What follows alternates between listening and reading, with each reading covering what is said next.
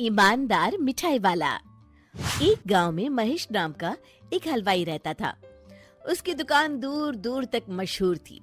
आसपास के सभी गांव वाले महेश की दुकान से ही मिठाई लेते थे। भाई मजा आ गया, क्या लजीज रबड़ी है। ये लड्डू भी लीजिए, शुद्ध देसी घी के हैं, आज ही बनकर आए हैं। लाओ भाई लाओ, 1 किलो लड्डू भी पैक कर दो। महेश का एक बेटा था रवि। रवि ने पढ़ाई छोड़ दी थी और वो दिन भर घर में ही बैठा रहता था।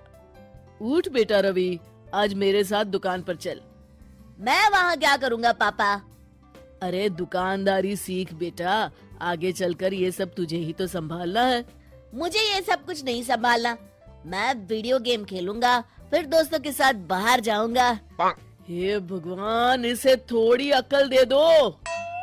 ऐसे ही चलता रहा तो आगे न जाने इसका क्या होगा। महेश बड़बड़ाता हुआ दुकान चला जाता है। दुकान पर ओ घसीटाराम, मुझे थोड़े चक्कर आ रहे हैं, जरा पानी तो लाना। जी जी मालिक। सुन, मैं घर जा रहा हूँ, आज दुकान तू संभाल ले।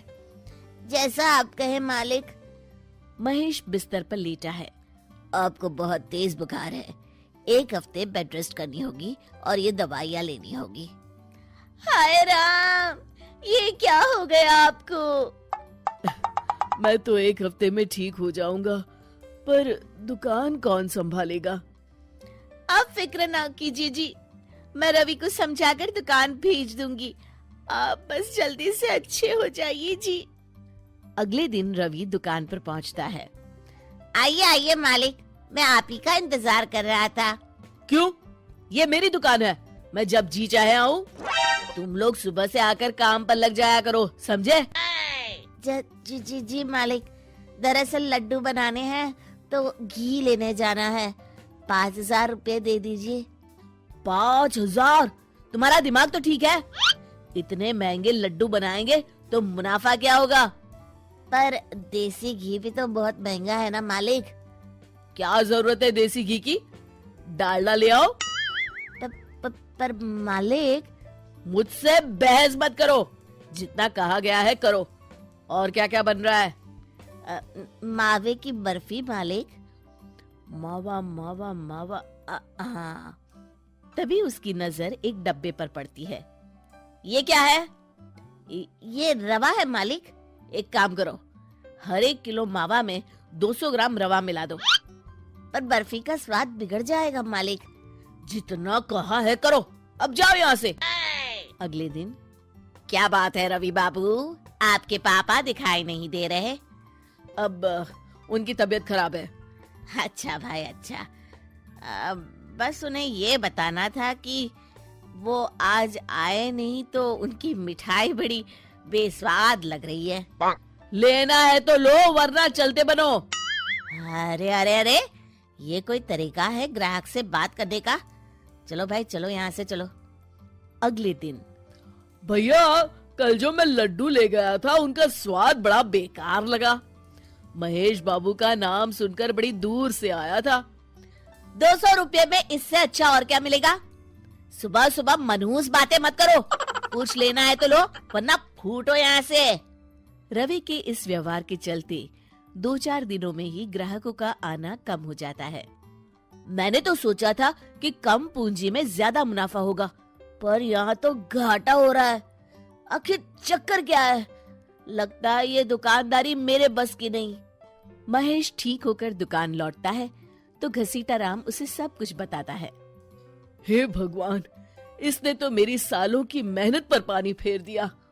अब क्या करेंगे मालिक? कुछ नहीं, सबसे पहले तुम पहले की तरह शुद्ध और अच्छी मिठाइयाँ बनाओ और मुझे गांव के उन सब लोगों के नाम बताओ जिनसे रवि ने बदतमीजी की। रवि, कल सुबह दुकान पर आ जाना, बहुत जरूरी काम है। मुझे नहीं आना, मैंने 1 हफ्ता दुकान संभाल ली है, अब संभालो आप।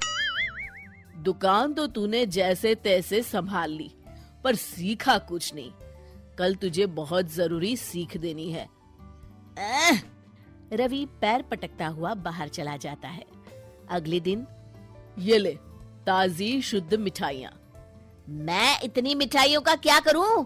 इन्हें उन सब के घर देकर आओ जिनसे तुमने बदतमीजी की, और साथ में माफी भी मांग लेना। अरे पर मैंने तो सिर्फ उन्हें। बेटा, घर आया मेहमान और दुकान पर आया ग्राहक भगवान के समान होता है। अब तू जल्दी जा और कल से कमाल देखना। रवि उन सभी 4-5 लोगों के यहाँ जाकर मिठाई देता है और माफी मांगता है। अगले दिन दुकान पर ग्राहकों की भीड़ लग जाती है। मान गए महेश बाबू, आपने तो आते ही घर तक मिठाई भिजवा दी। बस मेरे बेटे की गुस्ताखी को माफ कर देना भाई, उसमें अब तक बचपना है।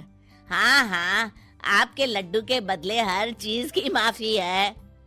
भाई आज तो मेरे पड़ोसी भी आपकी उदारता देख के दंग रह गए। इतनी बड़ी दुकान के मालिक का बेटा घर तक माफी मांगने आया। भाई रिश्ते निभाना तो कहीं आपसे सीखे। बस आप लोगों की दया है। ताजी रसमलाई आई है, लेंगे आप? हाँ भाई हाँ, 200 ग्राम पैक कर दो। शिक्षा, सफलता पाने के लिए ईमानदार और विनम्र होना बहुत जरूरी है।